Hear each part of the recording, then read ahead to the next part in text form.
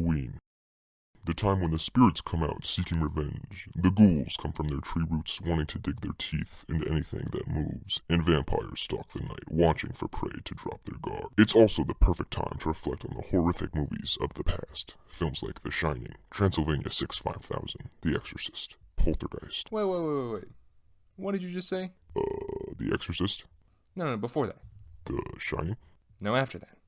Poltergeist? No, before that. The Shining? Transylvania 6-5000. Yeah, not that one. That one looks delightful. Can you fucking believe that there are two things released 20 years apart, both called Transylvania 6-5000? Anyways, the one I'm referring to released in 1985 to absolutely horrible reviews from both critics and general audiences, with Leonard Maltin, famed Entertainment Tonight critic, saying, and I quote, "It stinks." I know a lot of you are already asking, what the fuck is this movie? Jeff Goldblum? Why is that vampire lady so hot? What is going on? And after watching it, I can only tell you one thing. I do not know why this film exists. It's truly an enigma.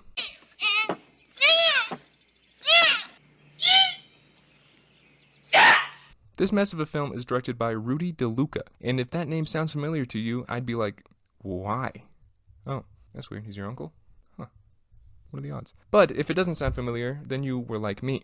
However, in doing a little more research, like clicking on his name, I found out that he's an old accomplice and a second-hand creative mind to the one and only Mel Brooks. And that's where everything about this movie clicks into place. This film is a classic Mel Brooks adventure without any of the much-needed Mel Brooks charm. This is the first and last directorial effort of Rudy DeLuca, and I can see why he stopped after this train wreck. The plot follows Jeff Goldblum and Ed Begley Jr., fucking say that 5 times fast, who play 2 investigative journalists who are assigned to Begley's dad to go investigate Transylvania after a strange video is leaked which seems to show a real Frankenstein monster attacking an innocent person. Jeff Goldblum doesn't want to, but the other guy really thinks it might be worth checking out. They get to the town of Transylvania, and Jeff Goldblum finds an American woman who is smexy and basically ignores his original orders while Gil, his name is Gil, goes around and starts investigating. They meet the town mayor, played by the principal from Ferris Bueller's Day Off, as well as Michael fucking Richards, May I help you? Famous minority respecter, who plays Theos. And I have to pause here for a second to talk about Michael Richards, because oh my god, he is so bad in this. I mean, just look at this dude. He tries so fucking hard to be funny, and it just never happens. It's good, huh? The reason his physical comedy works so well in Seinfeld is every other part of comedy in that show is like dry dialogue or situational based humor, so he kind of juxtaposes that humor with his own spasms to great effect.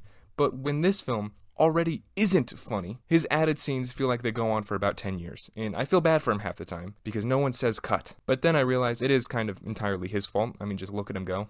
Clearly no one's telling him to do that. Good. It's a beautiful day today.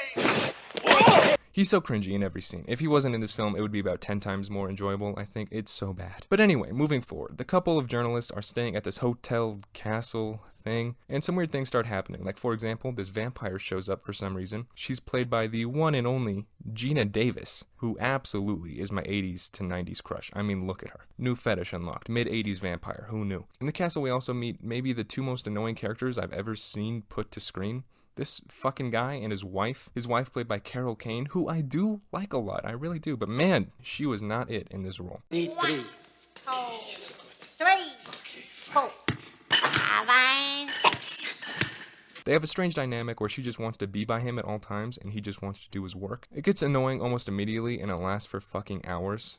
Anywho, more and more classic monsters start to pop up, including a swamp man, a wolf man, as well as the hot vampire. The pair start investigating a doctor they heard rumors about who apparently lost his medical license for some unknown reason. A girl goes missing at some point. The girl whose mom was trying to fuck Jeff Goldblum, just to be sure. She is American, so we have to care about her. But do we blame the mom for trying to fuck Jeff Goldblum?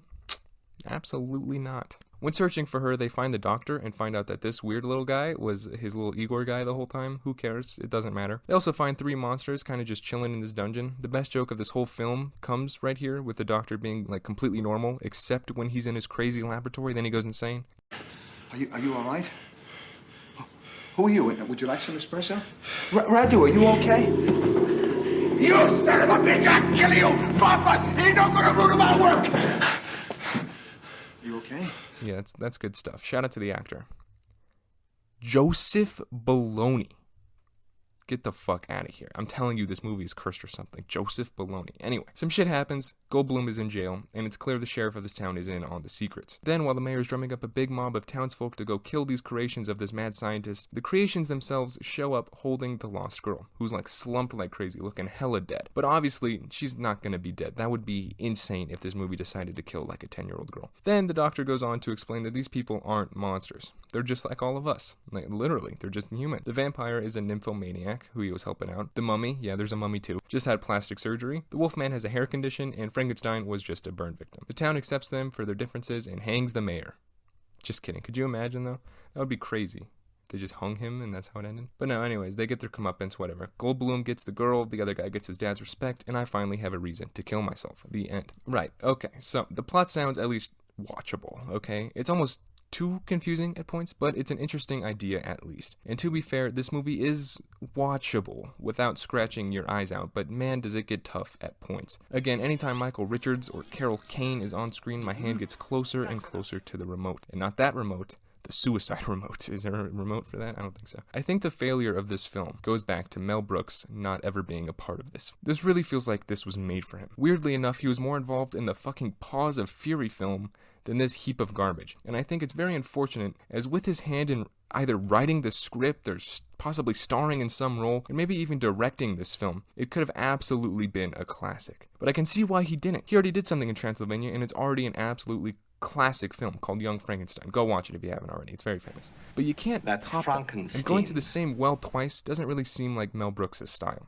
It also does seem like this was DeLuca's project from start to finish. I mean, it took him over 5 whole years to make, which is like, listen man, I like the passion, but get that script figured out in that time.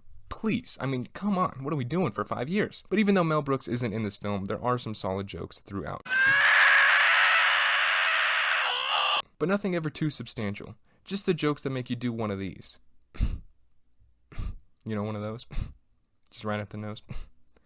Anyways, I always thought there would be a big payoff, or like a big laugh, just like right around the corner, and it never happened. I watched this whole thing hoping for something, anything, and all I got was Michael Richards doing this shit for 45 minutes.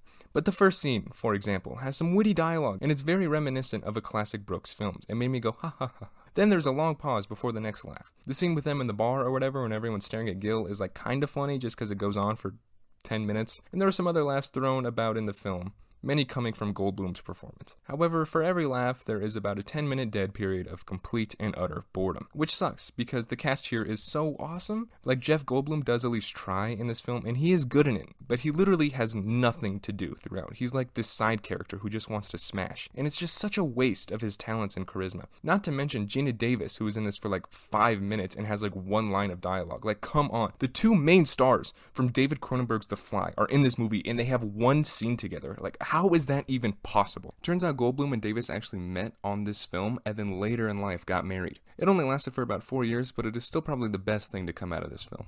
Anyways, the principal from Ferris Bueller's Day Off is also like really bad in this.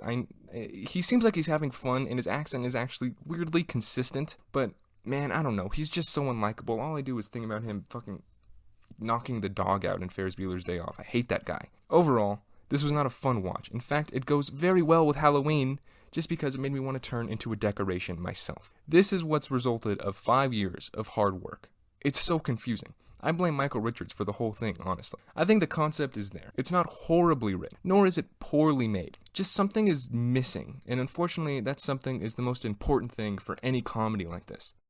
Funny stuff. It's just not funny enough, nor interesting enough to keep me really invested. It tries and sometimes succeeds, but 90% of it falls flat on its face. With 5 years in the making, they should come up with a better joke than Kramer falls down 15 times, or is creepy with Gil for another 20 minutes, or Carol Kane annoys her husband for fucking 30 minutes straight. It's ridiculous. It's just missing the creative spunk that makes these films so iconic.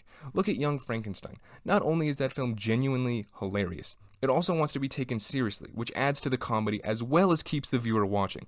Not to mention the insanely talented cast, including Gene Wilder, who is perfect in the mad scientist role. No offense to Mr. Baloney, of course. Plus, not to mention the stylistic approach of that film. The incredible set designs, the clear amount of money and time put into it, the black and white film used, the production design, all of these factors coming together under Mel Brooks' directing to make one of the best and only gothic comedies of all time. If you compared this film to that film, I know they are set in a different age and the story takes way different directions and everything's completely different. Their goal is still the same, however. They want to tell an interesting story and make people laugh on the way with classic monsters. Young Frankenstein succeeds, whereas Transylvania 65000 fails. Also, the name is stupid. It's literally a pun. I didn't even mention that. Like, there's a song called Pennsylvania 65000, I guess, and it goes like this.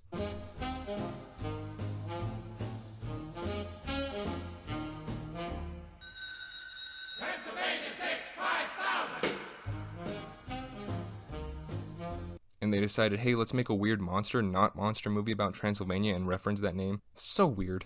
But, Bugs Bunny did it first, so I guess, it wasn't even that creative. I don't even know what to think. Anyways, there's a lot of strange decisions made, but the best decision I've ever seen in a film is putting Gina Davis in a hot vampire costume. That's dope. 10 out of 10 there. But yeah, this film exists, and I watched it. I laughed, I cringed, I cried when it was over. Tears of joy, obviously, and I came out overall a worse person. Have you seen this film? What do you think? Fuck it, go watch it, tell me what you think. I'll see you next time on Dragon Ball Z. Goodbye.